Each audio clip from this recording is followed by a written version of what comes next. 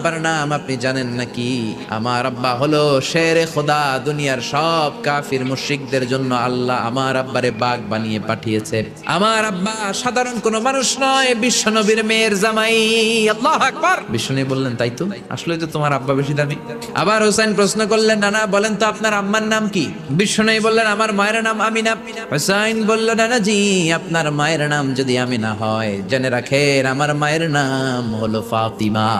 জান্নাতে সর্বপ্রথম যেই মহিলাটা ঢুকবেন, ওই মহিলাটা হলো আমার আম্মা জান ফাতিমা। ও নানা বলেন তো তাহলে কে দামি, আপনার আম্মা আমেনা নাকি আমার মা ফাতিমা? বিশ্বনবী আর কোনো কথা বলে না। হোসাইন একের পর এক প্রশ্ন বানে নানাকে জর্জরিত করছে। নানা এবার বলেন তো আপনার নানির নাম কি?